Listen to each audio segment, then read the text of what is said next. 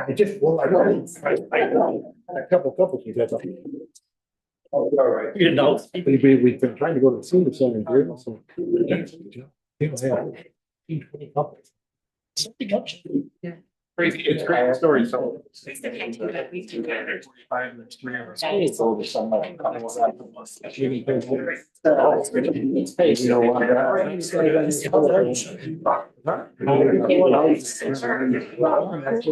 The old missing the 11 soul trick. Like, oh, I gotta be. We don't have to explain that you're ready if you slam things around. Comes to me more. Everybody's ready to go. You. Starting to take care of, and one of our members has to leave early at night, so we're trying to get one here. Pledge of allegiance, please.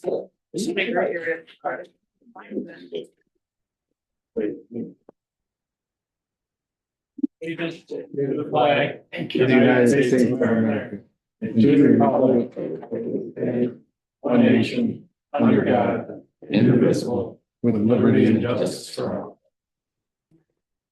Thank you. All right. John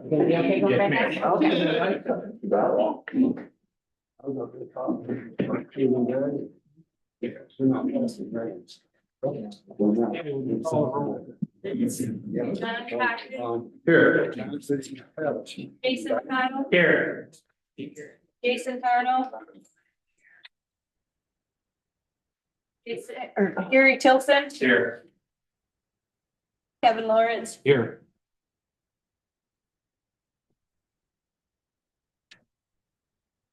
Okay, we have the minutes from January 23rd, 2025 regular meeting. Somebody look them over.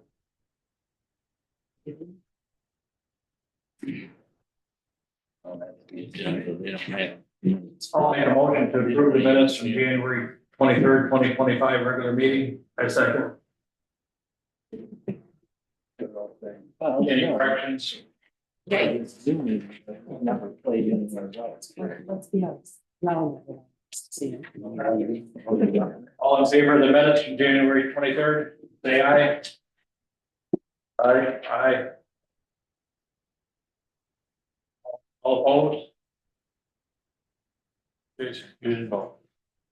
Aye. Sorry, okay. All right, 4-0. Changes to agenda. I've got one item I want to address, I'm gonna put it under E on new business, and that's changing the day of our March regular scheduled meeting.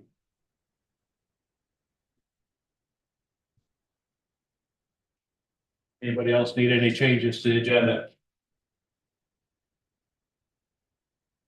You looking for support for that, Kevin? For that, make that change? Can I have a motion to change and support, please?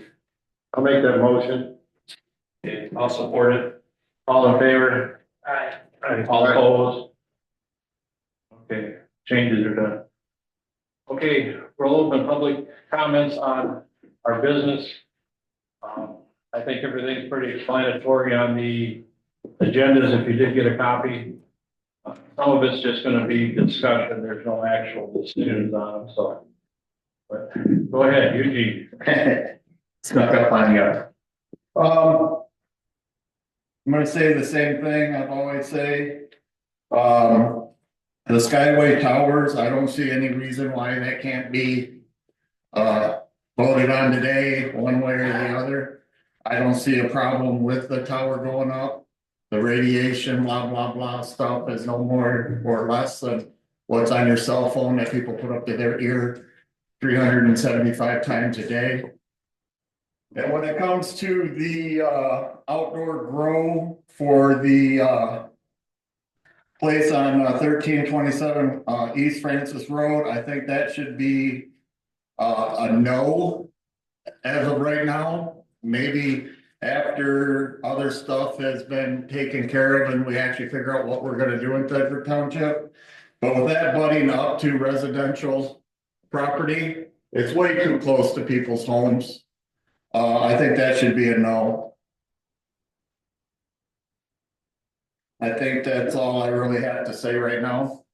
maybe I'll have more to say at the end of the meeting, but, go green. Well, Okay, slamming a red tractor guy, okay.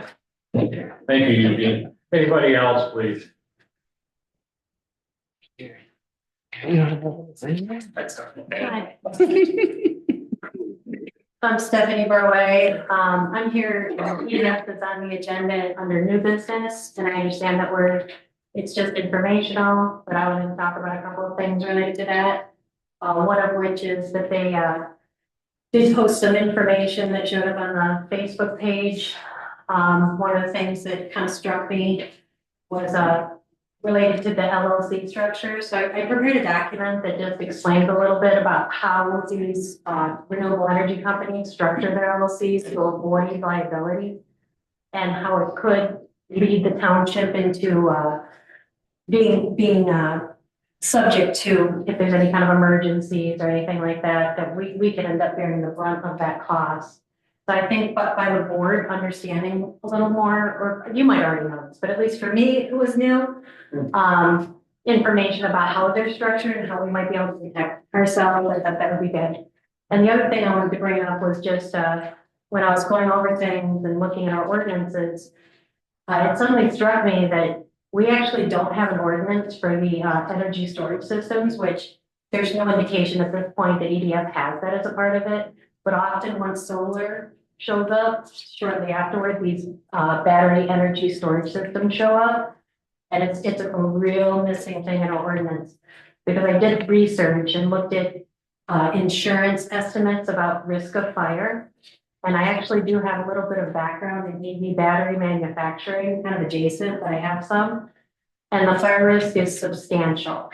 When I say substantial, depending on the size of the project, in a 30-year term, it can approach 99% chance of having a fire. So it's something that needs to have appropriate setbacks, needs to have appropriate secondary containment. There's gases that can be generated from these fires, including HF, which is something so dangerous. We do not keep it on campus in the chemistry department, and that's the issue. It's something that when I was in my refinery class, for safety, they said in the refinery, there's lots of things to be scared of, okay?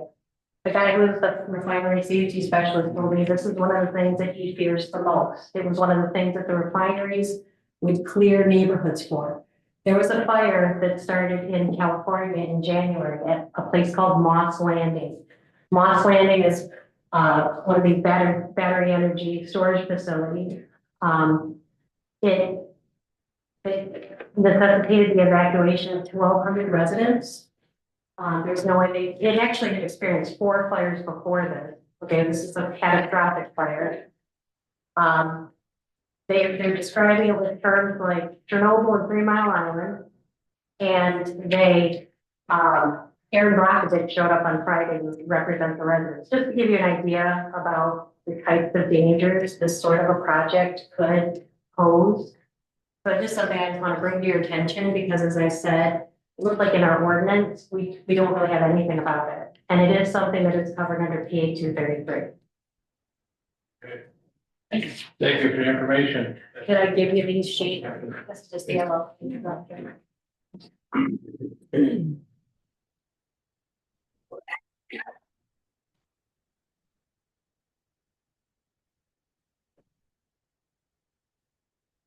else?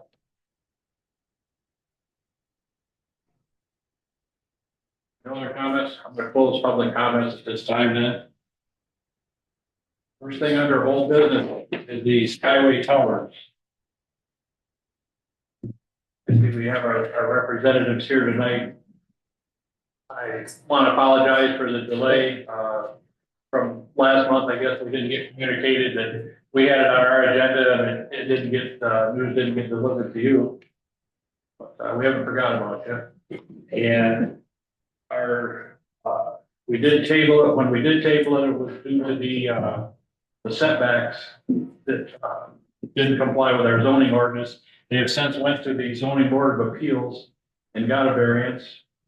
And I got to compliment you on the information you gave to the board of appeals with your letter. It answered a lot of questions that I had preconceived about locations and and things like that. That was very good information. I made sure that all of us got a copy of it to evaluate that. Yeah, as far as there were some questions on, health concerns from, the waves or radiation, whatever you want to refer to it as, from the towers.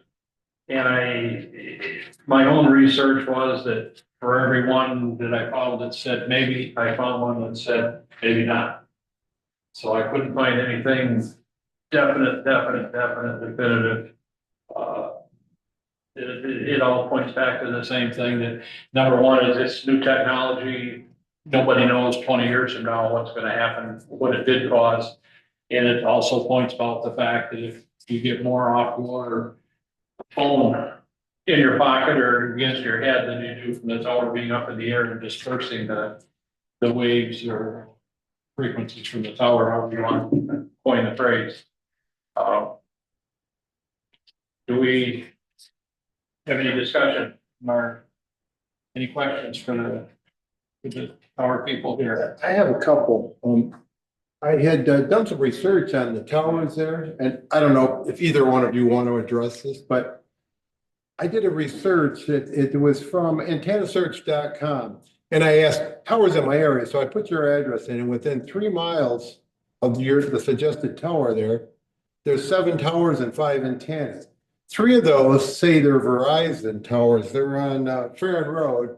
They claim to be your tower, the 3 heads on that tower, on that site. And then there's an AT&T tower less than 2 miles from here. Less than 3 miles, there's another new tower on Bray Road. So I guess my question is, first, are you using them tower on Farron Road? And if you are, why that tower is actually higher? It also gives a spec, it's a higher tower than currently what you're producing, although I'm sure it's old. Its date, 2 of these are from the AT&T tower, which I don't know if they allow other carriers. That was built in 19. The tower on Bray Road, 24. These other towers are 1990 and above, in the middle there. So I'm confused now. And the one other final confusion is your tower shows that it was completed, built on this website in 2018, which was a little unnerving for me because of, other contractors that were looking for sites are going to look and say, well, there's a brand new tower right there, which is really not there. So that's my question. So when, and I can address the tower we're proposing. Okay. When we apply to, we had gotten all the way to for construction on this when the project was put on hold. So we had already applied to all of the government agencies. We had FAA approval. And because we had that and we had applied for FCC approval, all of that, they show where the tower is going to be and the information that we've provided.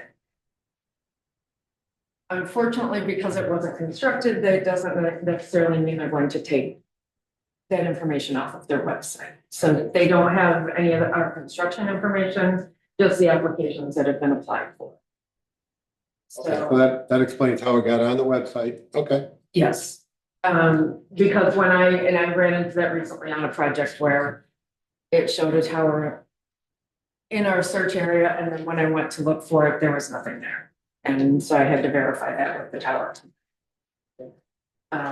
Some of these other towers, and I'm sorry, I'm not familiar with all of the roads in the area, but I do know Verizon is looking to connect 2 existing towers within the area. And that was shown on the propagation maps. And if you don't have a copy, I have one. I have your version. Okay. Yeah. So there are, because we kind of honeycomb into connecting to existing networks to make sure the antennas will connect and we can provide service. And so that's where this tower is going to fill in some of those gaps and connect to the existing antennas and improve service in the area. So Verizon is still using the Verizon towers. So those towers with the 3 heads, less than 1.5 miles from you're currently using. Yes. And it shows, where is the 3rd one? It does show a 3rd tower. 3rd Verizon site. You know what? Not on the. I guess I don't know where the, oh, I see. It might be on the Flint TV Inc. Okay, I guess I'm not positive, so I don't want to go into that, but that was my question is, if you have a tower that's higher than this tower, less than 2 miles from here, why is the necessity for this tower? And then I'm gonna go one step further. The dead area you're referring to is all east of here.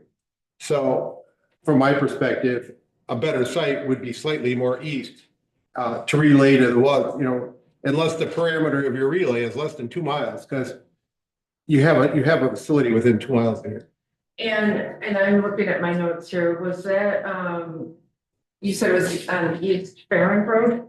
Yeah, it's got an aerial shot of it, and I Is could it only, west of North Center?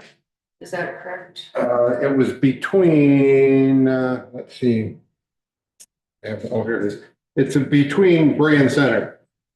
Okay, that one is about, it's a little over a mile, it's almost 1.75 miles from where we're at. Yeah. And we had looked at that because that is owned by American Tower. Yeah, that's what it says. Yeah, and that one, when the engineers ran the heights we could get and those coordinates, it overlapped with existing service and didn't connect to the network the way they needed to. They couldn't get the coverage that was needed. So, and it could have caused permanent interference.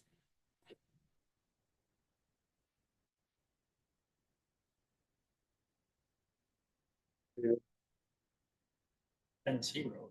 There was a third tower, but I don't know where that is. Because that site had, towers on it, so it could be they just have another head on it, saying, on the existing tower next to it, I don't know. It just showed three for you, yeah, but that American Tower, that was one of them. Okay, now, and I'm curious on my other options then. So now, do you know if the AT&T tower, new tower, is that exclusive to them, or was that an option for you? I see it has multiple heads on it now, but I am not aware of that project, so but if it has, you said it has 3 antennas on it, I would. the paperwork just says it's owned by AT&T, but it has at least 3. I think it's got 6. Yeah, they probably have, I mean, And that brought me to the same thing on Bray Road one, less than 3 miles. It has about 6 heads on it also. So I don't know, I'm just, in this particular application, I'm wondering, is this the easy route or the best route? So that, for me, and we always look at co-locations, that is our first option. It's, if we don't have to build a tower, we prefer not to. Sure. It's more cost effective to put antennas on an existing tower, so. Any of those were probably looked at, and if they were outside of the range needed and the location, then they were ruled out. I'm just curious. Yeah, absolutely. Thank you. You're welcome. Any other questions? Any other questions? Great, Jason? Okay, thank you. Okay. I guess we need to make a decision and, I'll throw it out there and start for the sake of discussion, make a motion that we approve the Skyway Tower special plan review and land use for 195-foot self-supporting tower, 4414 East Lake. Second. Any discussion on the motion?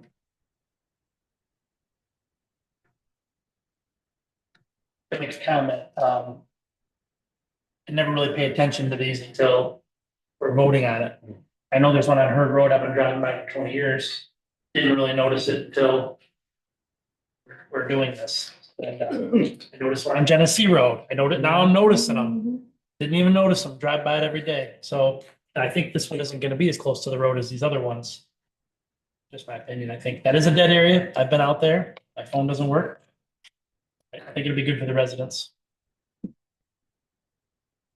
Okay, and I think, in looking at the plan and stuff, I don't think we have to request any, special screening because it's set back from the road.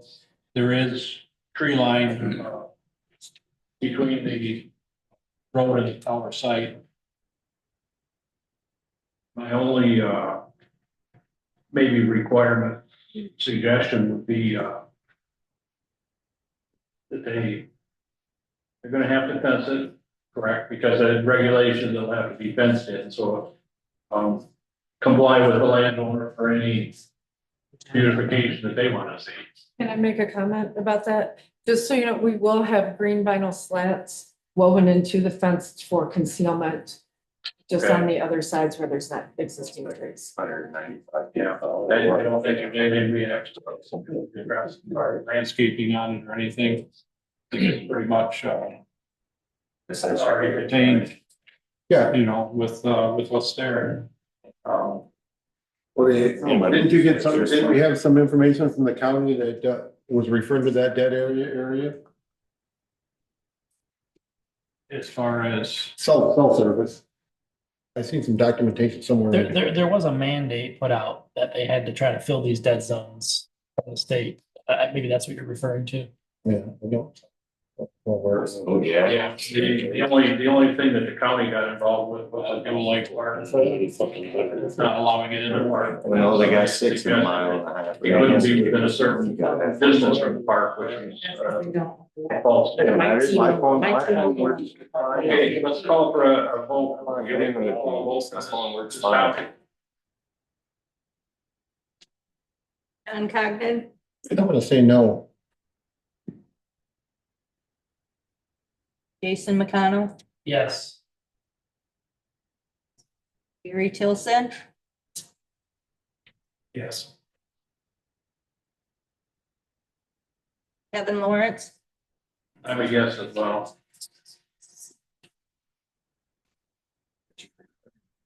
Okay, thank you. We'll make our recommendation to the Board of Trustees.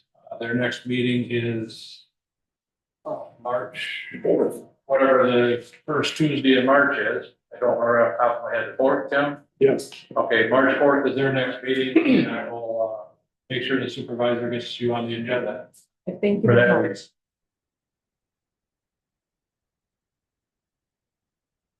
Okay, next on our agenda is tabled from the Nerd Cannabis prefabricated modular building and class 3 class E recreational outdoor grow licenses.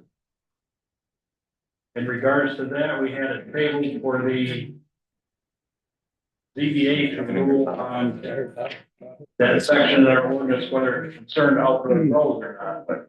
And the ZBA did take a look at it and determined that the section 5.9 that we were questioning did not refer to outdoor grows. It only concerned, didn't concern outdoor grows at all, so we were left to follow their interpretation of that. I know we've discussed it many times. It does border a zone, residential zone area. I would, at this time, like to remind my fellow members up here of a decision that was made by this group on the 16th of May, 2024. I think you've all got a copy of the motion that was made, and the motion made by Eric Gunnels, second by Jason Tarnold, and you got to follow my wording on this close. Any property for a marijuana business that is adjacent to residential zoned property outside of the commercial zone that is not non-conforming require a buffer and setback zone. So the interpretation of this and the intent of that was that to address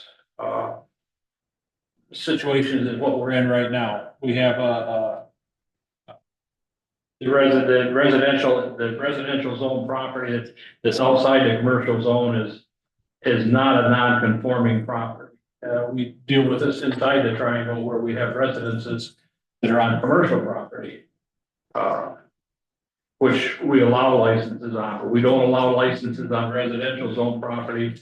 And that property conforms to an actual residential zone, so kind of, it's worded strange, but we have that to look at also.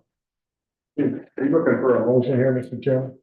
I need some type of motion to start a discussion. I'll make a motion that, we deny this applicant, given the size, the county drain, and almost half the perimeter of 1327 East Francis Road borders on residential urban zoning.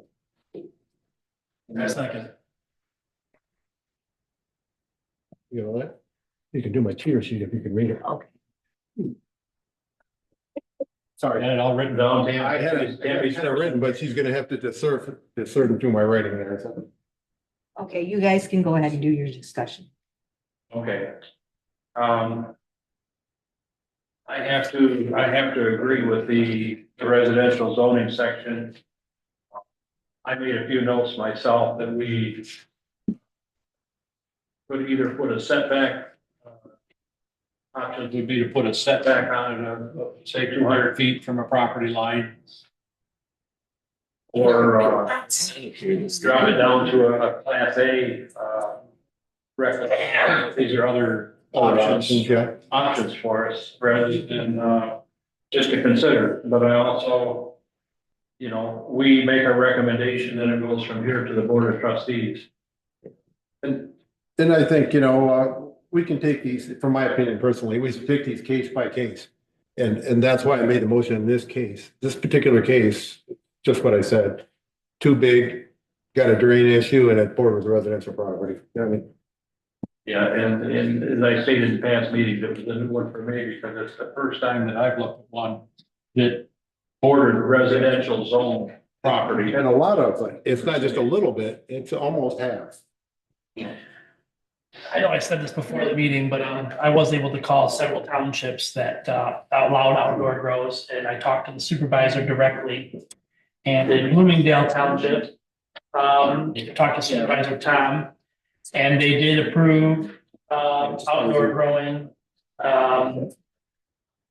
And they made him do, he couldn't remember the exact setbacks, but they made him put in fencing, they made him put misters in, and they had the same. They have about, I think he said, 8,000 residents. How many residents are in Thetford? 6? 6. So very close size township. And he said that they did have some that bordered, residential properties. And they had a lot of people come to the meeting, really upset, and they made, these setbacks. They put he couldn't remember the exact, but the misters and whatnot. And then I called another guy, and he said they did have some applications that were approved. They just haven't done anything yet. And then I had another one, Waverly Township. I didn't write down much on him. I don't think he said much. And then Wise Township, a more important one, they have a 9,000 plant grow.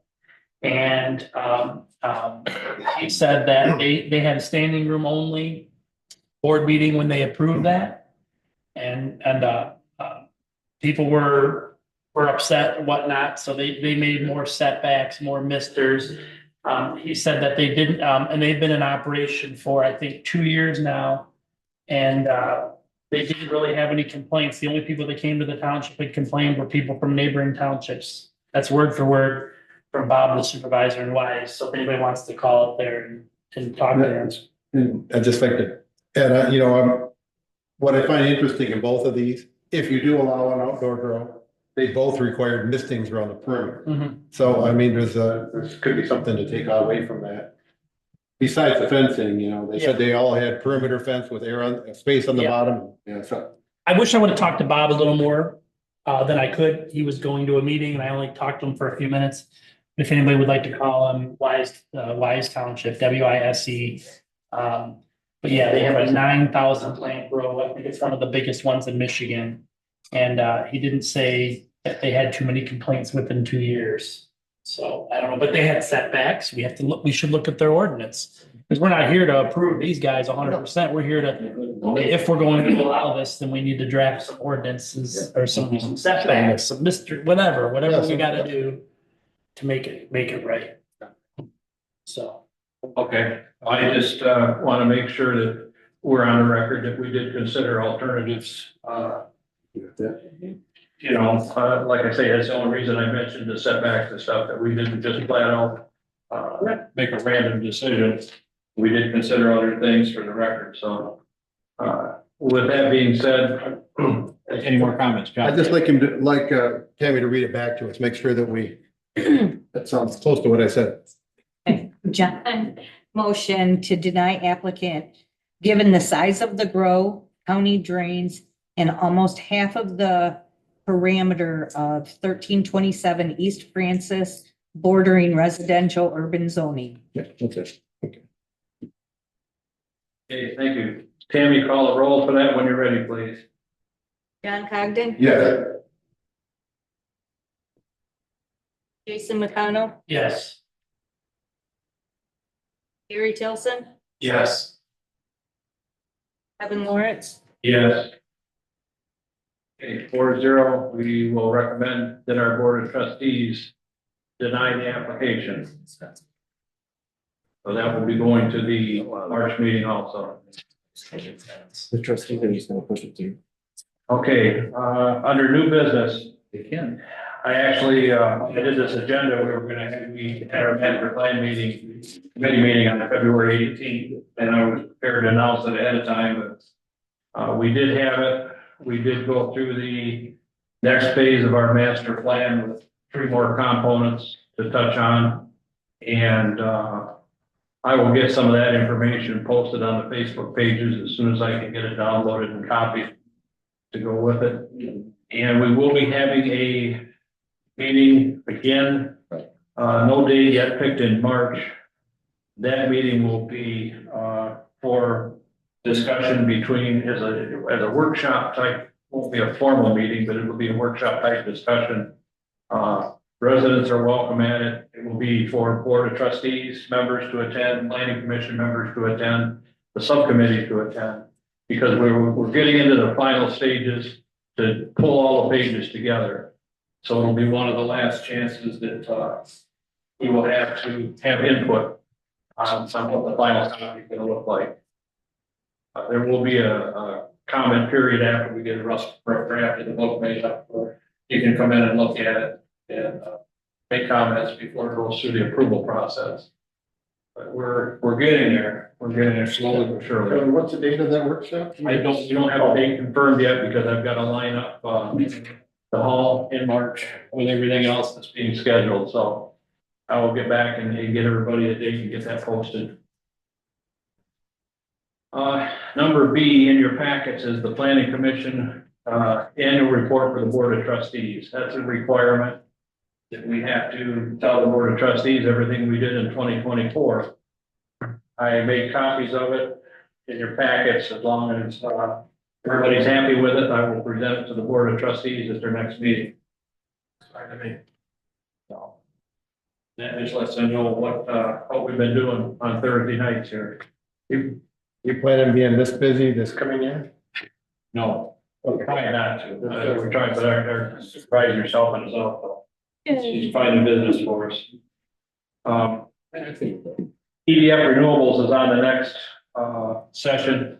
I've been trying to post some information that they give to me on the Facebook pages as far as Q&As and what this Ellisville solar schedule looks like for their advanced schedule. I've had one meeting that I sat down with their project manager. He wouldn't reveal a map of where they're looking at it just yet. They did request a copy of our solar ordinance to look over. We do know that, and I can tell you that it's a joint project. It takes in Forest Township and Thetford as one site, or one site is what they're calling it. It's called Otisville Solar. They do have a Facebook page that you can follow. You can follow some of it on the EDF's website. It's 125 megawatt solar farm complex they're proposing, and it's going to take up around 800 acres of land. They did tell me that the majority of it, 80% or better, is going to be in Thetford Township. Due to the fact that it goes in joint townships, I'm going to guess that some of it has to be along the Vassar Road area someplace because that's our border. But specifically where, I've had some residents ask me where it's at. I can speculate, but I don't want to tell you wrong because I don't know, they haven't provided me a map yet either. So, but it is probably coming. We have two choices. They come to us and look at our ordinance and say, we can work with it, and then we sit down and go over the details with them and try to get the best that we can get. The other option they have was given to them by the state of Michigan. If they don't like our plan because of Public Act 233, they go right directly to the state of Michigan. And the Michigan Public Service Commission rubber stamps them and says, sure, go ahead. And the restrictions from MPSC are just minimal. And the townships don't have a choice. Yeah, that choice has been taken away. Can I tag in on there a little bit? Yeah, that what Kevin's referring to is true. The state guidelines are a lot less than ours. I mean, I'm sure they're gonna tweak what we have now and try to make it less than it is. But if you fail and they go to the state, it goes, but not only do they go to the state, but because our state and federal government wants this to happen, there's an incentive program. So I think it's a 2,000 or something if we make them go to the state per megawatt. And how much is it for if we? 5,000 if they agree with us. So it's 5,000 a megawatt. So we're looking, 120, half of that's 80. So 80% of that would be us. You're gonna get that. It's a one-time thing. But if they go to the state, they do not give you that. The 2,000 is what you get. So there's an incentive to work with this for us if we can. But if they don't like what we have to say, they can go to the state and whether we like it or not. So I just want to put everyone into how that works. It's not like we can say no and they say, okay, they just go to the state. So. Yeah, we've lost the power to say no. They took in November 2023, the state took away the power from townships to forbid solar in their townships. That's gone. We haven't gotten about, how are they getting these properties? They're They're that big of an operation. going to the property owners and offering them money to lease. So the going rate for some of these land leases. You can respond, but not to board comments, please. Anywhere from $500 to $3,000 an acre per year. That's a lot of money for some of our older farmers to look at for retirement. It's horrendous. I hate to say it, but it's big corporation and they've got the money behind them. There is one maybe bright spot that the federal government the new regime is going to take away the incentives for green energy. That may slow some of this down. But until you see something on that in writing, that's hearsay also. There is a lawsuit that's been filed on behalf of, through the Michigan Township Association, on behalf of townships and counties with the state of Michigan to overturn this PA 233 judgment and all the restrictions, the language that they put with it. That's still waiting to go before a judge. So in the meantime, these companies are rolling on to get things done before something changes. So this is what we're dealing with. I do have a meeting next month with the rep again. I'm hoping to get some more information from him, but what I get, I'll share with everybody. There's no secrets here. It's they're right now, the big picture, they're coming. Yeah. Like it or not, they're gonna be here. Can I make a comment? Yeah. Kevin, point of information. As we go through all of this, you set up the ordinance. I've not had an opportunity to read what you've done. Are we putting in cleanup safeguards? In other words, Joe Blow puts in this big solar farm. He turns around and sells it to John Jones. John Jones turns around and sells it to somebody else. So when that farm reaches the end of its life, basically, who's going to be responsible for cleaning it up? Yeah, we require 125% decommissioning bond, and it's got a clause in it for annual renewal. And it also has to be, the estimate has to come from an independent engineer. Township has to be named in it. We've got a whole section that we put in to cover the decommissioning part. And hopefully, I'm sure. It will hopefully take care of the end case, because, you know, who knows where the end is gonna be. I mean, 30 years down the road, some of us probably will not be here any longer to see what happens at the end. But we're trying to, and this is standard on everybody's ordinances, this decommissioning part. And, we try to make that as foolproof as we can. Does the state have that? Kevin, I don't want to interrupt, but it's not really a question and answer. You guys are going to have a comment to talk. Yeah.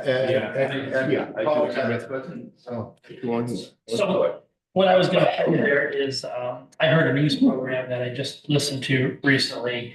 And, me and Kevin were talking about this at our last meeting, like, where does our energy come from? Nobody knows. So I heard a news program, 95% of our energy comes from Canada. So I Googled it. I could come up with 90. So the news was close. There's a prime minister running for office right now. He's a conservative guy, and he's calling for Canada first. Pierre Poilievre, look him up. And he said he's done giving the Americans energy. So I dig a little deeper, and they want to cut back what they're doing. Obviously, it's going to hurt them because they're, you know, this is just talk. It's just a politician trying to get elected.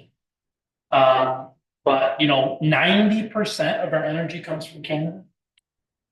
You know, I couldn't fact check it further than Google, but that's a lot. And that's a lot of power to give somebody else, no pun intended, power.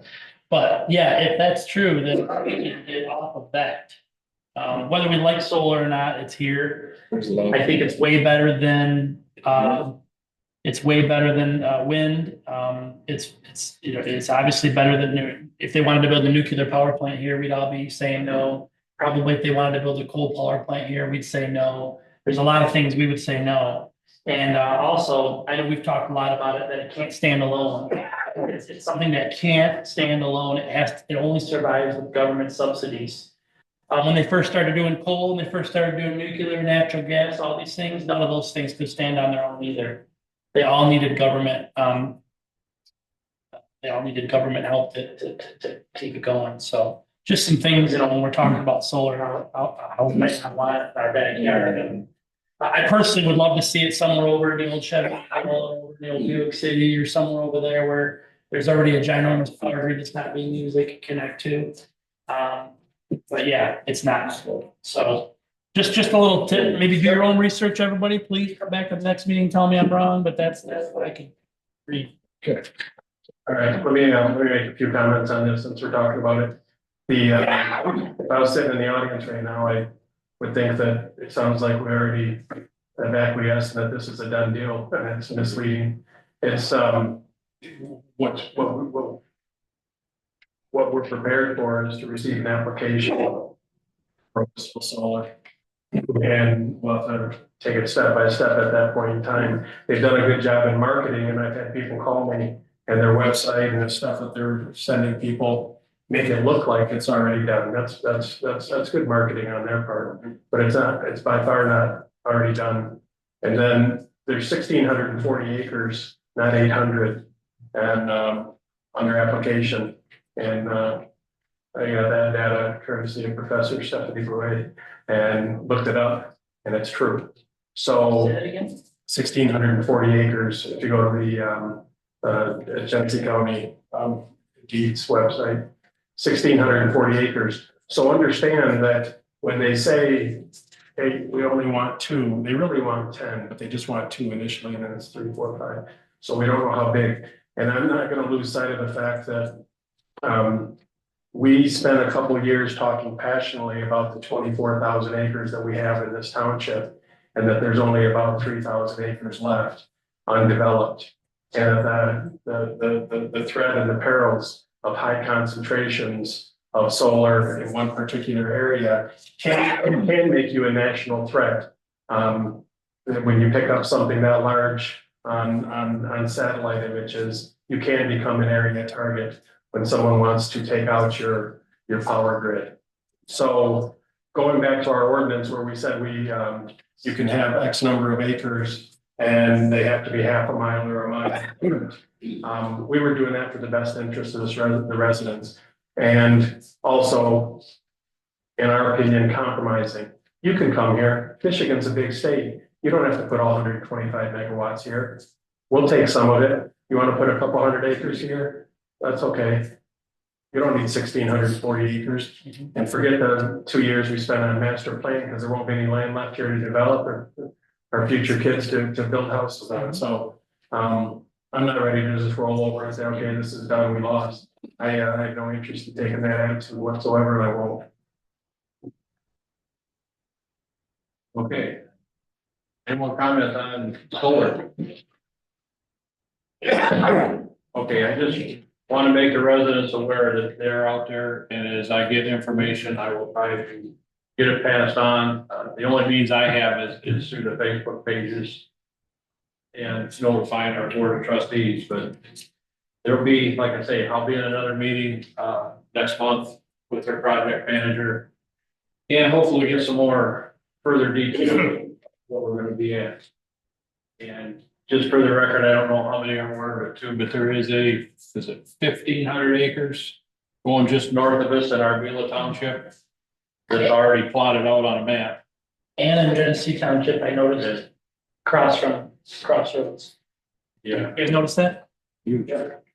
Yeah. Is that so we- Genesee Township? Yeah, that's Genesee Township there. So it's, you know, we'll do what we can, that's all we can do. Okay. Any more comments on EDF?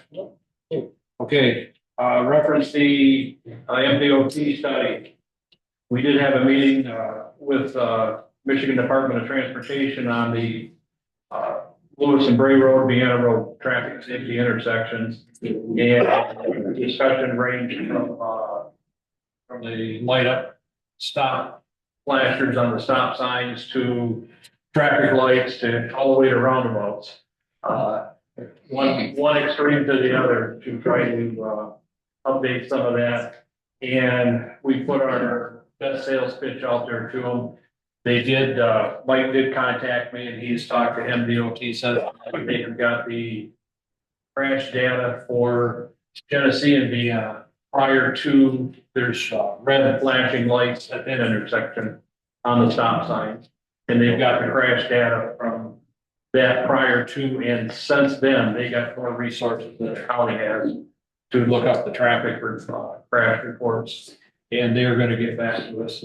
The data that they had for Lewis and Bray roads seemed to indicate to them that it's more of a T-bone crash that occurs and not necessarily from somebody running through the stop sign as far as just pulling out. So, like I say, we did discuss, you know, a four-way stop at Bray and Vienna, just to break up the zoom of traffic going by. One of their responses back was, we need more traffic enforcement for speed. And unfortunately, that's not an option at this time for us.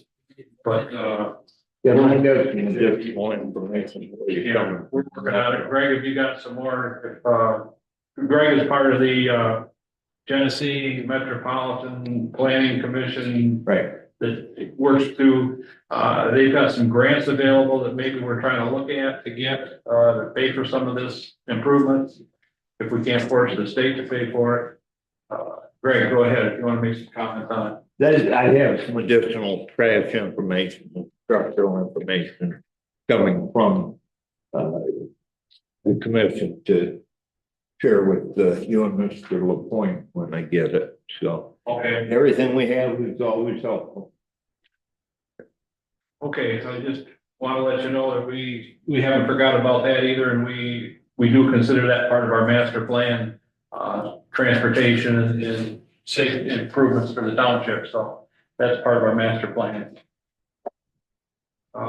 Moving on to number E, I asked my committee members to allow me to reschedule the March meeting for Thursday, March 20th. Instead of our normal meeting, which would be the 13th. And my request is that the week of March 10th is board review for property tax assessments and discussions. And I chair that board review Commission also. And I have a meeting that day, board review meets that day from 9 AM to 3 later, the same day that we have a meeting. And I would like to push that back a week, just to make, you know, a better day for me. Selfish, but I'll make that motion, Kevin. yeah. Make a motion to move it to March 20th. I second. Anybody got any problems with the 20th schedule? All in favor, say aye. Aye. All opposed? Thank you, fellas. I appreciate it. Other than that, we don't have anything, I think, pending. I do want to let my fellow commissioners know that it looks like we're going to have some pretty busy spring coming up. We do have, for April, we have a local establishment that wants a rezoning to put in some gas pumps. And we have since Tuesday got delivered the rolls of the plans for everything. They will be coming around in April for the schedule for, on the schedule for April. This is at Bray and Willard Road, the county line store. And if you're not familiar with that, it was it's been grandfathered in as a commercial establishment. It's been there forever. And it was part of our master plan project to clean up some of these zoning, non-conforming zoning spots. So it's an opportunity to clean that up and I think that's probably a good location for a set of gas pumps even for that area. So I think maybe an advantage to all of us. We need the zoning board to appeal and put that at a commercial property because it was residential, right? Right, we'll have a hearing, public hearing on it for rezoning and stuff in April, so just to let you guys know that some stuff is coming up. And unless we get any other things on solar, I don't know, I'm hoping they hold off for a little bit to submit anything. Okay, with that being said, public comments for the end.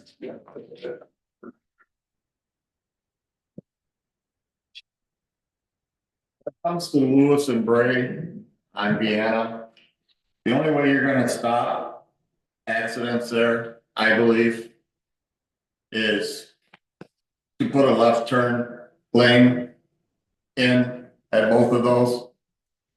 And maybe take away the right turn lane, make the road go around.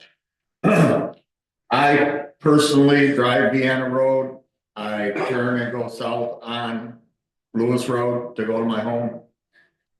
I don't know how many times I've almost been rear-ended. And I got my blinker on to turn and there's somebody turning left and the idiot behind me is passing them on the right. And I may or may not accidentally go a little slower than what he wanted because he's doing that. But I see it all the time when I'm sitting there to turn on to Vienna at 5:30 in the morning to go to work. People are passing. And I believe there should be a left turn lane. So people can actually sit and wait for traffic. And possibly take away the right turn lane, so when you're gonna turn right, you're actually gonna slow down all the traffic behind you to turn, and that's gonna stop people from passing on the right, and that's why there's T-bone accidents, and people are pulled up, they see somebody passing, you know, on the right, so they think they're gonna turn right, they pull out, bam, T-bone. Same thing going the other way. Same thing at Bray and Lewis. I have to agree with you, Eugene, and believe it or not, we did approach MDOT on that exact topic prior to Vienna Road being repaved. And we even had them online on a video conference looking at satellite maps of what the intersection looked like at Lewis and Vienna, and Bray and Vienna, compared it to the intersection of Center and Vienna out here where there's a lot more traffic here than there is on the other two corners at the moment now. We'll be in both. But we got their flat turned on. We got a flat no. Well, I know that there's people that take Lewis and Bray Road going to Millington. they'll take it up to Birch Run Road. Sure. Center and Genesee don't get them because the roads turn to dirt and the people don't go that way. So we get the traffic turning out here because of the township hall, the cemetery, the church, the senior center, the hair salon on the corner. Yeah, And we talked to, we were blue in the face with them and got the flat answer, no, they're not gonna put a left turn lane in. They're not gonna take the right turn lanes out. We tried to do this before they repaved the road, hoping that they wouldn't even restripe it. Or wouldn't even change the stripes and take the right can turn we out. put, nail strips on the other side of that, so when they're coming back over, they get 4 flat tires? We can't do that, Eugene. That's what I told you when you got. Oh, yeah, don't get the township sued, right? That's for my advice. They didn't like my idea either, Eugene, but they're on late on, and I mean, with a bucket of black paint and cover the white line. For the passing, for the right turn lane. Yeah. And just restriking it myself during the wee hours of Sunday morning, and, you know, they didn't like that idea either, so, Right. you know. And then another thing I wanna bring up. I don't wanna see a 4-way stop at Lewis and Wilson. But there's a lot of accidents there too. I don't wanna listen to cars slow down and speed back up, but. I'm tired of seeing dead people at that corner.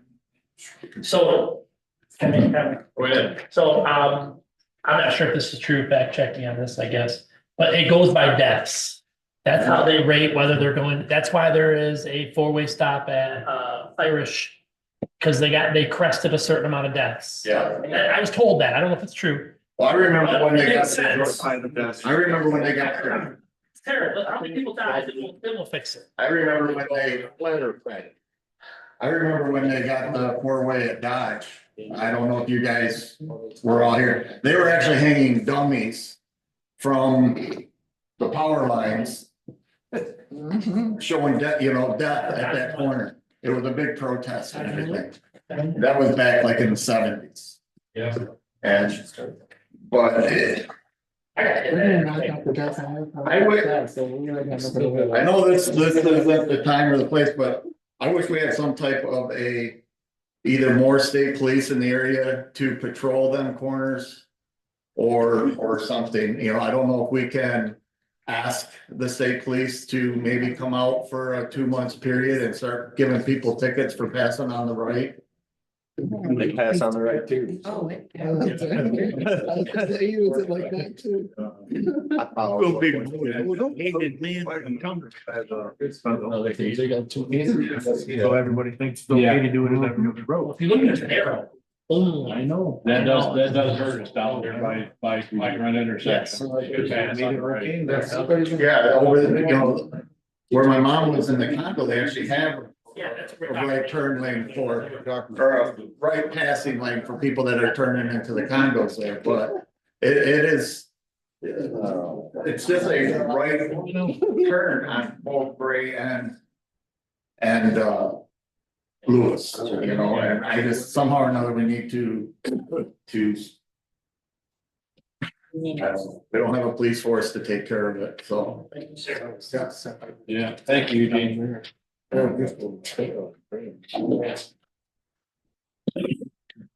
just wondering, back to the traffic light thing, I'm the house next to Graham's, that's why I'm here, but, we do have a lot of accidents at our corner right there too. Is that in Thetford Township, or is that corner considered like another township? Cause I know we're right on the line there.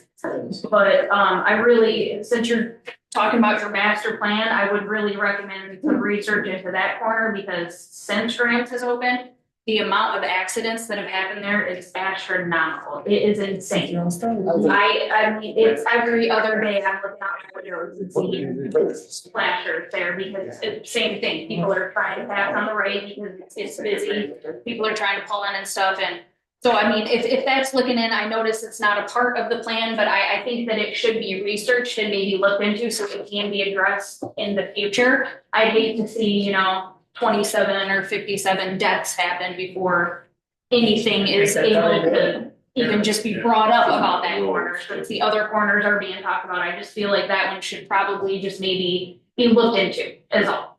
That's all. It was on the report that we got, we had the most crash intersections at Thetford Township. I believe that one was number 3. Yeah, I don't think Great that's Vienna supposed was to be number on. 2, I think. I'm trying to recall because I've got the report at home that we had, but we incorporate this into our master plan. Any of the intersections like that, we fall into the same thing. We have a state highway, and so we have to go through. We have to fight with the state to get any improvements done to the intersection. I figured it would probably be, a hard one considering it is Dorr Highway and everything, and we are right there kind of on the border of everything, because we're the furthest point out and everything. It's been really bad, and it's only a matter of time before it's one of us residents who just live on that little strip there that ends up getting taken out. I think the emeralds are covered by. It's good to keep us in the spotlight on it though, so when we're talking about this stuff. So I just noticed it wasn't a part of what you guys had, and since you guys are talking about it, maybe that could be put on. I don't exactly know what needs to be done or petitions that need to happen, but it's the Dorr and Francis. Dorr and Francis. So. I talked about that the other night. So. Thanks, Greg will see about getting it added to our list of their discussion. It's bad. There is a seat at the county road commission to bring these issues to. The supervisor's supposed to go there each month. I don't believe it's happened for the last 4 years. Those issues could be brought to the Genesee County Road Commission. They take them to the state, and the state grants money to the different townships in the area. And on this deal with the marijuana, it's kind of the marijuana outdoor grow. It's kind of a catch-22, the way that this was put through as a motion to deny. I believe you went to classes on it, Kevin, that you don't deny anything like that. You bring it to the motion to approve, and then you vote no. You give a mixed message when you say, we're gonna tell the board to deny it. It should be a vote of 3 or 4 rather than. Gary's right, it should be in the pocket. I mean, you've been on the board for 20 years, John. You know that motion is not supposed to go that direction. Yeah, they prefer that you I do mean, it in the the pocket. attorneys will chew that right up. If they take you to court on that, you're done. So just like you say, there's the best interest to the residents. And I'd like to thank Mr. Tilson for sitting on this board. Thank you. Just to let you know, on the county road commission, Gary, we did approach them. They were included in all the initial conversations with the state, and they backed away and said it's a state highway, MDOT. Well, maybe on that one road, but there, like I say, there's a meeting every month for the supervisor. I went to them for 4 years. Yeah. Now we have a supervisor that don't go there, so we need to get someone in there that gets the input from the county. We met with. We didn't even know that there was opening a new garage here, half of our road commission went into Genesee Township. Our road commission out here, they've got less people than they had. People don't know what's going on through the county because there's no one going there. Just need to be directed. I just have a thing about the solar field. I'm opposed to it. I don't like it. If they want to help the residents of this township, why don't they, instead of paying one farmer, one landowner, $3,000-4,000 an acre, why don't they present everybody free solar on their house roofs? Give them free power. Then you can pump all the power out of the board. I wouldn't be opposed to that. Come put one on everybody's house, give them free power, take as much power as you guys want. It'd be a win-win. They could pump as much as they want. And we can have the fields for what it's supposed to be for. Planting food for your kids, your grandkids, instead of poisoning it with some battery acid stuff. I get down my gutters, it gets washed out.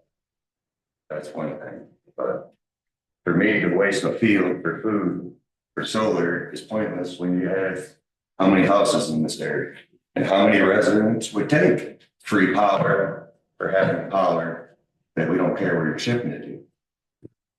We still have to have the landowner that's willing to give up his land, and then we divide that line with private property rights, and that comes in. I think they should talk to all the residents of the area and find out if they'd be opposed to having a solar panel roof on their house and getting free power than wasting a farmer's field. I have one more thing to add.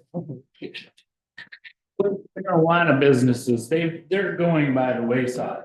You're gonna see that every marijuana grower there is gonna wanna do it as cheap as possible. So it's gonna be all going outside. Because nobody wants to pay to contain their stink. So you're gonna be addressed with more and more outdoor growers. So if you don't snub it out, you're just gonna have people leaving. That's because people aren't gonna smell that stuff. They don't wanna smell it, you know, so, and you see, a bag of weed went from $300 down to 20, so they're not gonna pay to grow it inside. They're gonna try to put it all outside. And as far as solar, it's gonna go the same way too. Now that we have a new president, that these electric cars are not gonna be going like crazy either. So you'll see things changing as time goes on, you know, and don't get all set in stone that one thing's gonna happen for us. All our power comes from Canada, it's been working. They'll find a way to straighten things out, whether it's all from Canada or if we're sending it there. You know, because whatever we send there, they must be sending something back. That's why free trades work for so long, so we'll see how it works. Hey, they send their trash back. Yeah. They send their trash here, so I mean. Yeah. I think it's They're fair trade. fine Democrat. Why does that go on? You guys are in trouble now. Put mine, put solar panels on. so- Yeah, just following up with the discussion about solar. I will say that EDF itself does not see this as the future of energy. They're building a fusion plant in France right now, which is expected to come online in 2035. And the second one was announced not by EDF, but another company in Virginia. And it probably will make all this obsolete. It's probably gonna, because of the LLC structure, a lot of these projects end up not even being viable when they become to 15 years. And when you do take a look at that LLC structure, what you're gonna see is that it is structured in a way that these companies view this as the highest risk types of project with the most layers of protection. I think some of that reason is viability, some of that reason is emergencies, being able to walk away. And there won't be, I mean, the people are gonna be left holding the backyard townships. Additionally, I would just caution you, what's being seen in other townships and in other counties is that there's kind of a progression with this where we skip the wind part maybe, but solar, battery energy storage systems, data centers. They like to put it all together because they're meant to support each other. It's not really about meeting energy needs. What it's about is that it's anticipated these data centers, which are needed for artificial intelligence and other things, are going to consume 40% more energy by 2030. So it's not even going to address climate change.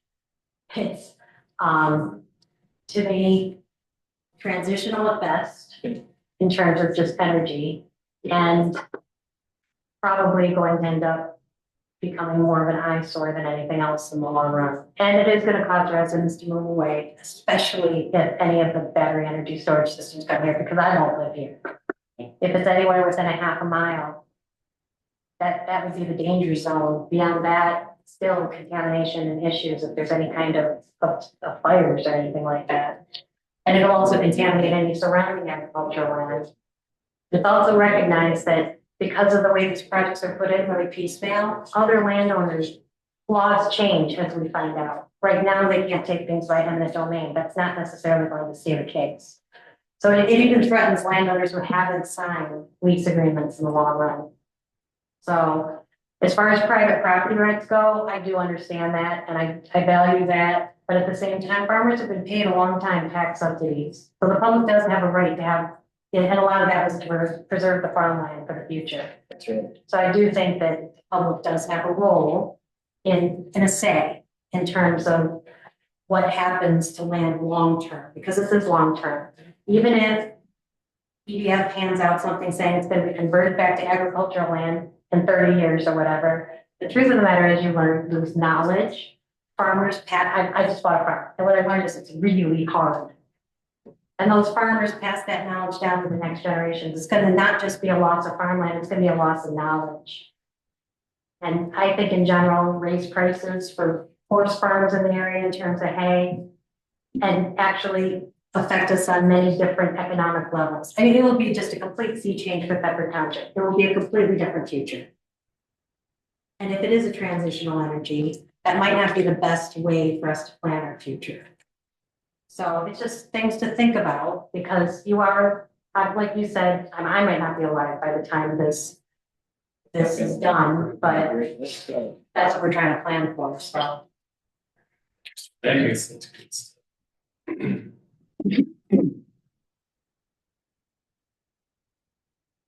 You're doing. On the marijuana grow over at Rams, you gotta keep talking about fences, putting fences up. The taxpayers don't want a fence, but you guys don't see that. You just keep bringing fences up. They don't want it. And now you're talking about putting it 200 feet. 200 feet is not gonna make a difference for the smell. Even if you put a fence 10 foot high, it's coming and you can't stop it. I agree. The only reason, Tim, the only reason I threw out the 200-foot setbacks and the fences is that to show that the board in the future, down the road, if there is some more discussion, that we did consider alternatives. Rather than just flat out say no and no reason. We have to have reason, as a planning commission, you have to have reasoning when you make a decision, whether it's a positive decision or a negative decision. You have to have reasoning to show how you arrived at your decision. So by me suggesting setbacks and a fence, then that gave us the opportunity to show that we made some alternatives. We considered alternatives. It didn't work. We didn't pick up on it. We didn't use the alternatives. So in turn, we denied the application. But when the notes come down, we did consider alternatives. You have to do that, otherwise you leave it in the question, how did you arrive at the decision? If it does go to litigation at some point, how did you arrive at, did you consider other factors? Yes, we did. It shows in the minutes now that we did. That's to protect us and the township from any You're gonna send it to the board. we send it to the board and you guys are gonna have to have. I'm on that board. I'm totally against the marijuana. Everybody knows it. I'm totally against solar too. But anyway, my thing with it is, here's one other question I have. Jason Tarnold, he's gotta excuse himself when he, for marijuana, right? From down there, you gotta step down. Why do I gotta do that? I'm talking about. He wasn't here when the vote. Right, yeah, he was, I'm talking about last time, you had to come out and sit in the audience. Correct. Right, here's the other problem I have. According to the attorney, I didn't have to though. Well, I don't know what the attorney says, but I'm just saying that's what you did. I'm not saying that you're right or wrong. I'm not saying that, okay? But I'm saying, here's the other thing. If he's gotta step down, Harry Gunn should step down because he's got a marijuana building. No, that's not, only reason I'm stepping down is my property is right next door to their property. So whose property? The Grants. He received a public notice for the public hearing because he owns property within 300 feet of what we were considering. And when you go to the Planning and Zoning Act, state of Michigan, one of the requirements for definitions under conflict of interest is if you have a member on the planning commission, they were dealing strictly with planning, if they own property within 300 feet of the notification distance, then they have to declare conflict of interest. If they do not declare conflict of interest, they can be brought up on malfeasance and office charges. I'm supposed to bring up what my conflict of interest is, and it doesn't mean I can't vote, according to the attorney.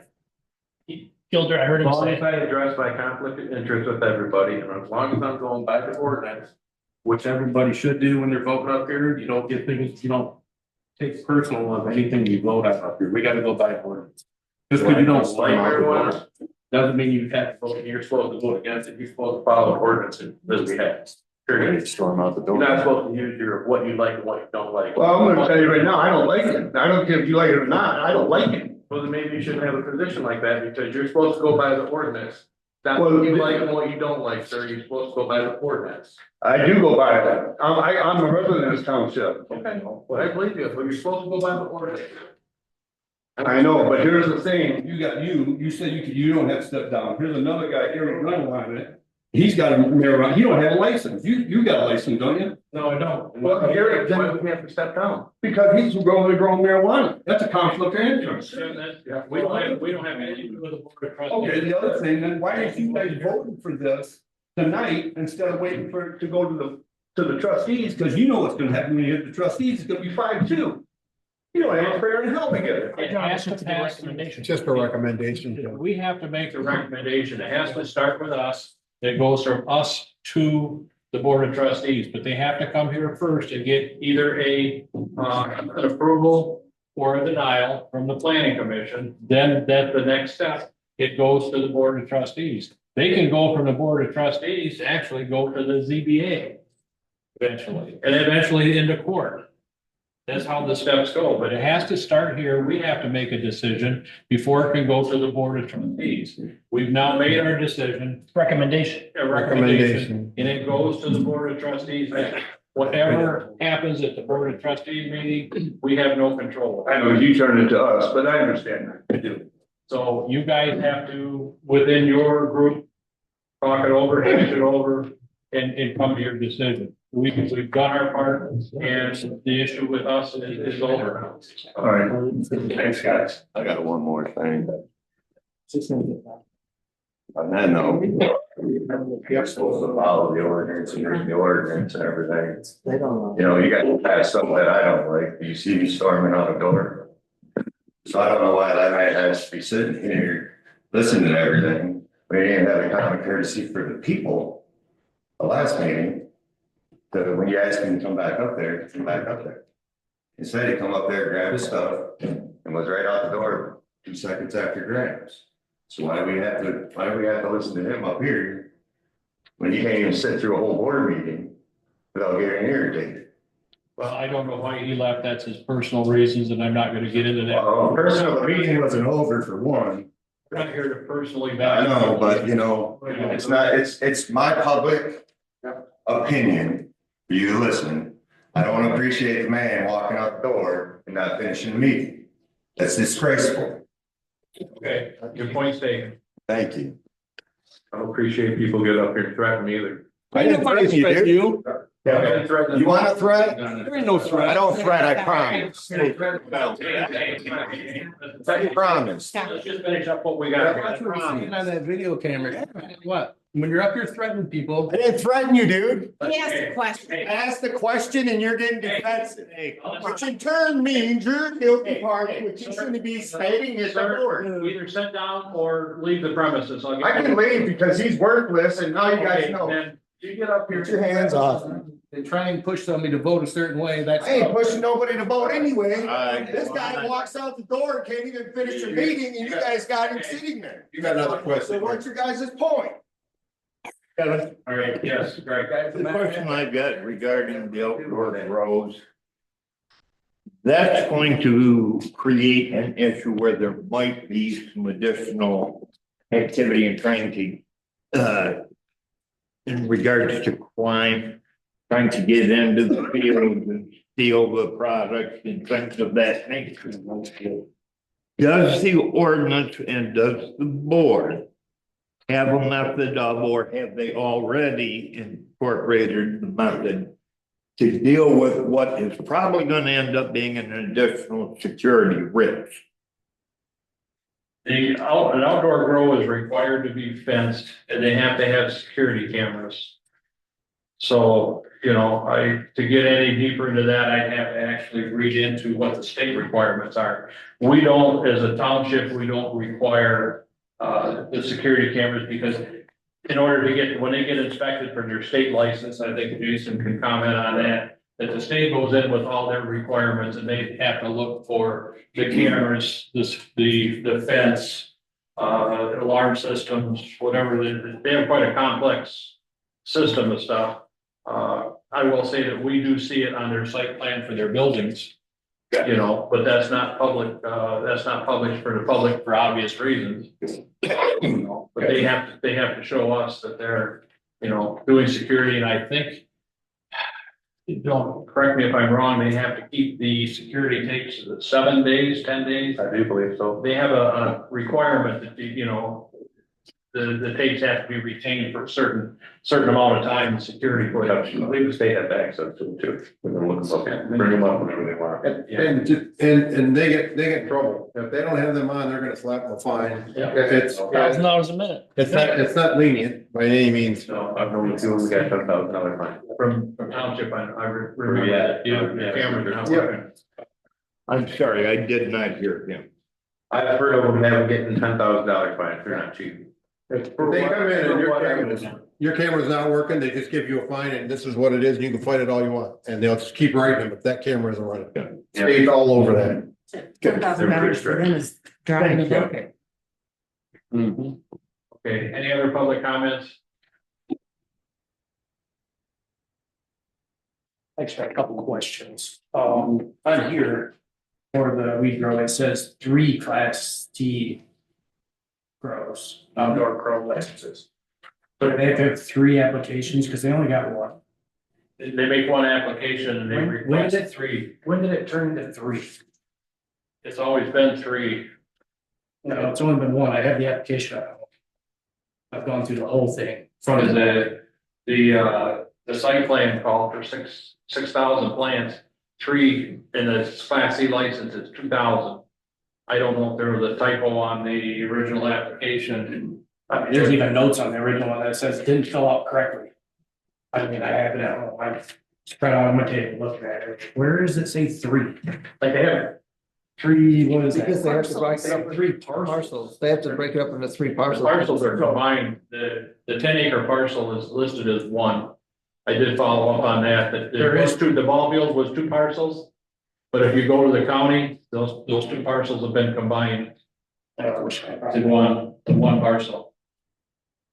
Because it's broke into 3 parcels. So how do you get? On the original application. I Well, saw the original application also included remodeling and site plan improvements along Francis Road where their parking lot and stuff is. So there's more to it than just, but the actual grow part was addressed on the ball fields. So if I wanted to build a garage in my house, and I just fill out 1 application, I'm like, I'm gonna do 3 of them. And I don't have to get another application. Right. You have to have the site, well, if you're, you're They on. only gave 1 application, 1 site plan, not for 3 Class 3 grows, I mean, licenses. They can apply for 3, they can apply for more than 3. Well, I understand that, but don't they have to apply? You just said they have to apply for it. They've only applied for 1 license. Didn't they come here? I Didn't they come here with have the application at home. I'll go get it, I'll come right back, I only live about 5 minutes away. They came, well, this has been going on since last May. That's where I got it. And I don't know, I can't recall the original application in front of me right now, but I know since we started I was discussing got it, your guys' hand. Bring it to the.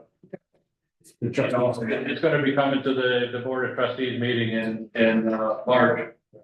And they have to look over the same information, but I know the initial plans we looked at were for 6,000 plants, which was 3 Class C licenses being requested. And it doesn't say that anywhere at all. And There's I, only 1 application for 1 license. I don't know what the original application looked like. We sometimes don't see A that. copy of the updated application then, why was that not provided? We sometimes don't see the actual application itself. We get the site plan. The application's handed over here in the offices. I got it. Because that's where they pay their fee. They pay their fee off that application. Like, We don't see the fee that they new pay. application, it's what they have to. Irrelevant now because it's already past you guys.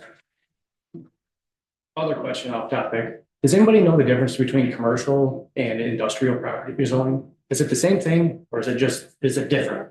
Different. Okay. So industrial and commercial are different. Right. Yeah, there's different permitted uses in each one. And we'd have to look them up. But they're different though. So some could be the same, but there could be additionals in some. You see what I mean? Some could be allowed this. I couldn't find anything online on it. It just kept saying like the definition of industrial, the definition of commercial, and it doesn't really define it. They're saying different. In our It's in the zone. zoning ordinance. We can get you a copy of it if you want. Industrial, but can do like more manufacturing plants, things like that. Yeah, right. Whereas Yeah, that's all residential- the internet said, is like industrial was more for building the products and commercial is more for selling the product that they're building. And so it's like, all right, because, I mean. Sorry, thank you. Any more comments? Madam Chair, I'm so sorry, I need to be excused, I was supposed to be somewhere at 7 o'clock. I really wanted to get my public faces, sorry. They changed the meeting, last week. I'm so sorry I had to leave, I really wanted to get my public comment, but, I guess I'll get you guys next time. You want to do yours before I do? Get it in? Okay, yeah, if you don't mind. I don't know if it works that way. Is that okay, Mr. Chair? I'm sorry, I'm gonna get the Clio High School in 7 minutes. I don't know if I can do it. I really want to say thank you guys all for coming out. I mean, we don't take these things lightly, and when I vote on things, I try to take my public opinion out, and I don't know too many people who do that. Kevin is probably one of the few ones. I don't know John well enough. I know a lot of other people do put their personal opinion into it, and that's how we're humans are. That's how we do things. When I vote on solar, I vote on marijuana, it has nothing to do. I try to totally take my personal opinion out of it. And I'm a firm believer in property rights, but also not to the extent of hurting your neighbor. So there's a fine line of what hurts your neighbor and what doesn't. Doing my research, I don't know if I got a change. I talked about some of the other townships I talked about. I didn't hear any too much negative. I'm gonna do a little more digging. It might be over now, but I'm gonna still do some digging. And Gary had told me something earlier that I'd like to investigate a little bit myself. But that's all I really got to say. I'm sorry, man. Thank you for You are go ahead of you. I appreciate you guys' time. I gotta get to the Clio High School in 6 minutes. So, We'll call the state cops, they'll be there tomorrow. On the right. Never pass meeting right when you get to Bray and Lewis. Go fast, but be careful. Right. Thanks, guys. Hi, my name is Karen Weaver, and I am the house that the cell tower is going on. John, I want to ask you a question. Do you know what the drug Aliquest is? It's a blood thinner for heart patients. Yeah, All right. I have heard of it. Here's an example, and I'm really sorry that you said no on the cell tower. My husband was on that drug for his heart. The drug is so horrible that the man started bleeding internally. Literally looked like he was slit throat on a pig and bleeding into the toilet from his rectum. I tried calling 911. You wanna know what happened? I had no cell service. I was in SOS mode. That area right there, that lake in Center Road, has a lot of elderly people. And it's a black hole. I've had AT&T before the AT&T tower was in. I've had Sprint. I went to one of the other little ones, and then I ended up with T-Mobile. T-Mobile is like, maybe. So I want to thank the rest of the board for voting yes. The community needs it. John, I hope that helps explain to you that we get so many drop calls, so many SOS non-service, no bars, no nothing, because that's a hole. With the park, with the lake, with that farmland out there, we do not get the service, even from the AT&T tower that's on Center Road, which I do not, last I knew, service any other. They may not. I tried to call their corporate office, and they wouldn't tell me. It's an AT&T tower only. Yeah. So thank you, board. I appreciate it. The community need it. John, I hope that gives you some explanation, insight to why we needed it there. Appreciate it. Thank you. Thank you. Thank you. Guarantee it works. Well, it's on my property, but I don't know how to get a hold of it. Let's hope it works. I'm gonna close the public comments and open the board member comments. Volunteer to go first. Okay, I'll start. So, first of all, thanks to Professor Stephanie Gray for providing this information. We'll study it. And we didn't really make comments while you were talking, but I just want to talk a little bit about the solar. I know of two farmers in the area that want battery storage, and they both said no. The battery storage is a big topic, and you're absolutely right. We caught it toward the end, but for the most part, during our 2 years of development, we were pretty remiss in thinking about that. It kind of wasn't It flew under the radar. But battery storage is something that quickly comes on the heels of these because they want to store. They can't put it all on the grid. You know what, they gotta have it somewhere. So when we were at the tail end, before we were wrapping up on the ordinance, we did have some cursory discussion on that nobody on the board could support. Battery storage, if it wasn't within a distance of a city well. Because you don't know how long it takes to put out these fires. The one in New York took a week to figure out how to approach putting it out. It took them another 2 weeks to contain it. And those residents are still suffering 2.5 years later from that. California is going to go through the same thing. A lot of unknowns around that. So that's something that we take seriously when it gets to that point. And I alluded to it earlier, but we haven't changed our stance. We're not trying to be a brick wall. We have X amount of land here. We have kids coming up, and we have people who love living in the country and enjoying the countryside, the rolling hills, the trees, the forests, and the bald eagles, and the quality of life we have out here. And we don't have that much land left. If you want to come up here and use some of it for that, but for people who don't live in this area, who live in Chicago and France and everywhere else, who are never going to see this once the project's done, to come here and decimate our quality of life. I just can't be part of that. So Kevin's going to have an initial discussion with them. He's going to set the stage for that tone that we're open to discuss. We're not looking for 1,650 acres, and we're looking for something more reasonable and to spread it out instead of having it all concentrated so highly in one area where all the future impacts, both real estate values, quality of life, potential health impacts, all this is so highly concentrated that the risks are way too unknown, and we're making too many people too vulnerable. So we haven't changed our position on that. And quite frankly, if you look at what other countries are doing with solar, using prime farmland as opposed to the thousands of miles of highways that we have in this country, the buildings, the abandoned industrial sites like Buick City and AC Sparkplug, there's land available.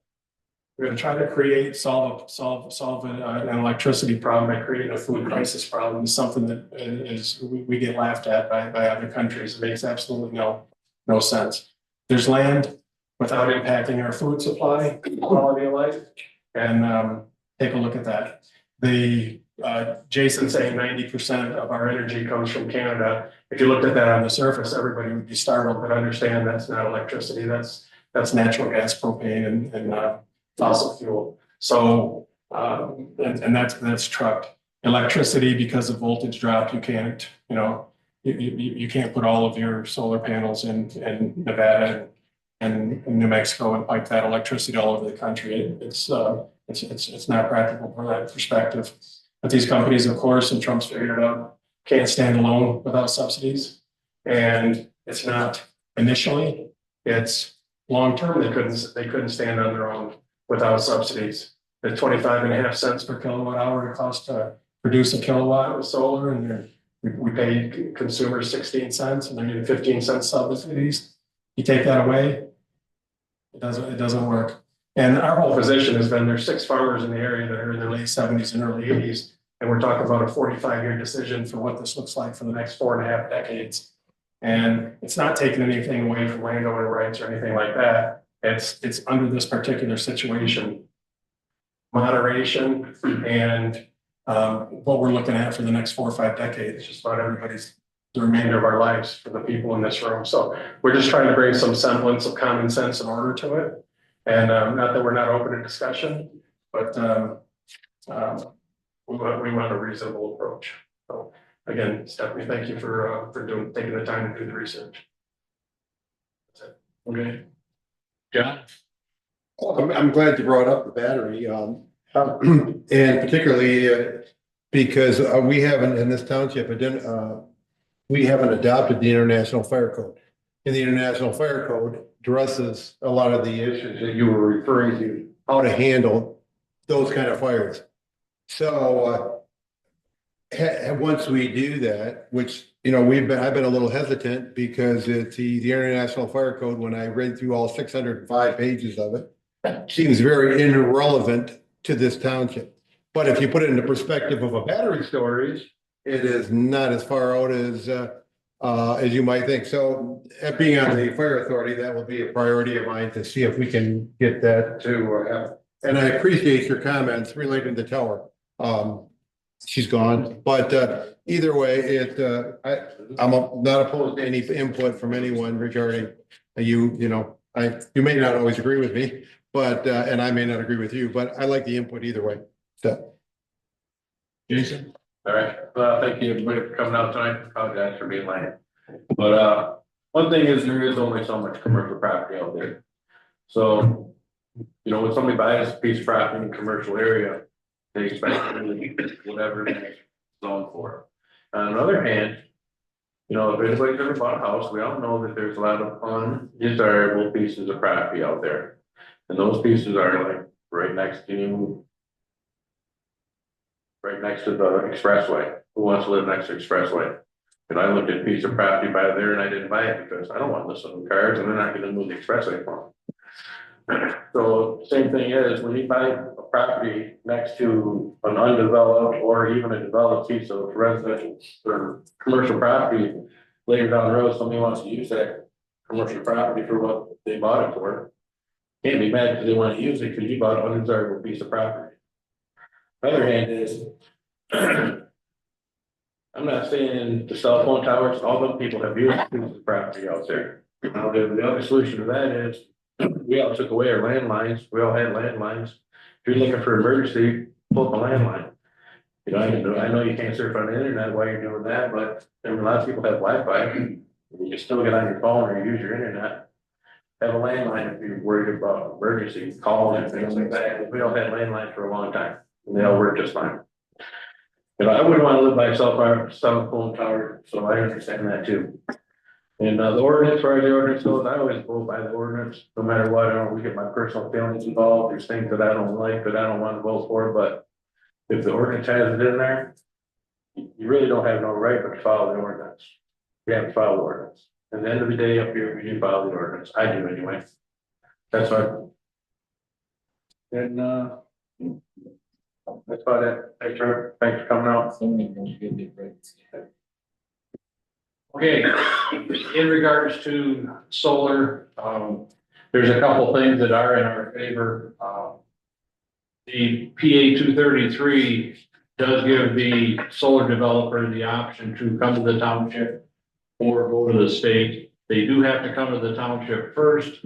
They have to meet specifically with the supervisor that's spelled out in 233 to request, do we have a compatible renewable energy ordinance? And the answer to that is no.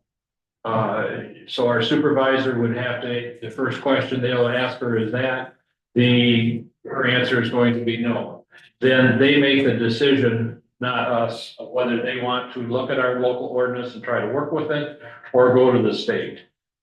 We're at the point right now where I'm trying to get them to look at our local ordinance, tell me what you don't like, what you do like, see if we have a happy medium point where we don't want to force you to the state because the state has, if I remember correctly, like 3 restrictions and that's it. And believe me, you won't like any of them. We do have the option, if they go to the state, we can protest it as a township. But I don't foresee initially that can happen. One thing that would work in our favor is if we did get one solar installation in here that say encompasses 800 acres, and we have another company come in and want to put in another one, we could refuse them, take our chances with the state, and try to defend the fact that we've already given up so many acres of our available land. Whether or not that would work for us, we don't know. If there's so many unknowns at this present time that all I can do is just as I get information, I'm going to try to put it to the residents. At some point, there will be, these companies are required to hold a public meeting. And I want everybody to be aware of what they're talking about, so that when that time comes, you've got lots of information, you can ask specific questions and put them on the spot. You know, we're all in it together, and we have to try to work out some happy spot, and I don't really know at this time what that's gonna be. Maybe the lawsuit will go through with the judge, and the whole thing will be a moot point in 6 months. I don't know, too many unknowns to that. And I also want to speak real quick on the marijuana ordinance specifically. If you're not aware, at the last board meeting, our board of trustees did set up to appoint a cannabis commission, I believe, was the committee. Cannabis committee maybe was the proper word, to consist of a member from planning commission, a member from the board of trustees, a member from the zoning board of appeals, 2 residents and 2 business people from the marijuana industry. I don't know exactly who is going to select all the people. I would say you'd have to go through the board of trustees, would be my guess. Is it I don't know who's going to lead the team and go from there. I don't have any more information than that. So there will be somebody from this board setting on it. And somebody from the board of trustees, 2 residences, so keep that in mind. I believe they allowed they talked about allowing more than 2, but initially want to start with 2. Like I say, I don't know who's in command of that. You know who's going from your board? Pardon me? You guys know who's going from yours? Not yet. Not yet. I don't think we've heard anything of A formal meeting or, you know, I don't know how many of these guys are aware of it or not, because it just transpired at the last board of trustees meeting.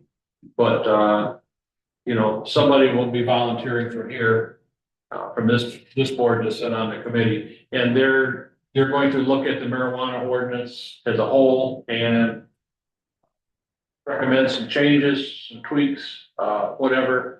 I did offer the contact person with Wade Trim to let me know what they come up with, and we will involve our planning firm when they go to draft their language. Official language will be drafted through the planning firm and then the attorney from there. So we have a procedure after the fact, but they're going to have their meetings to set their stuff up. Other than that, we're, like I say, master plan meeting, if there's going to be a meeting coming up in March, watch for that. And thank you for coming. I've got nothing more. Motion to adjourn. So moved. All in favor? Aye. Aye. Meeting adjourned.